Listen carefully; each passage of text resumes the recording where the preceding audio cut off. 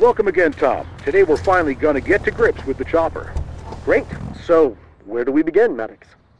Well, we'll start at the most logical place, the startup sequence. Now, starting a turbine helicopter can be very simple. However, it can also be a very fast and very expensive mess-up if you're not careful. I've known a number of often pretty experienced pilots lose everything from one botched startup. And no, your pop isn't included in that number, Tom. All right, let's get to it. The startup sequence varies with every helicopter. You might want to make notes or find some method of remembering these basic procedures. In general, we should proceed as follows. Switch the batteries on and keep an eye on the charge. To use our electrical systems, we need to power them up. Unless we're connected to a GPU, the ground power unit, we only have a limited number of startup attempts before running out.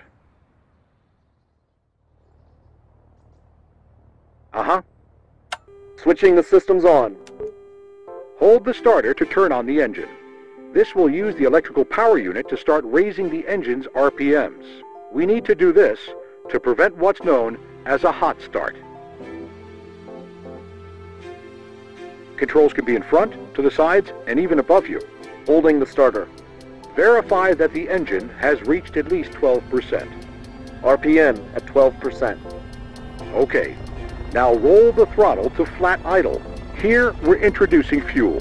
This will rapidly increase engine RPMs and get it properly started.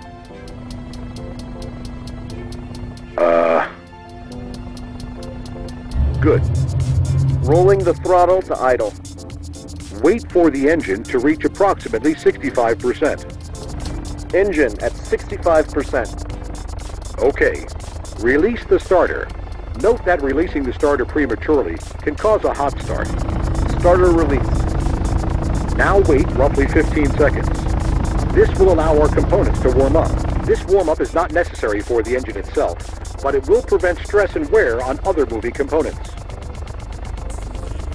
Warm-up completed. Bring the engine up to full throttle. This will rapidly increase the rotor's RPM. Consult the center panel to monitor the RPM. Throttle to full. Wait until the engine reaches its max RPM. Once we're there, we'll have enough potential power to generate lift. But to do that, we'll wait until the next lesson.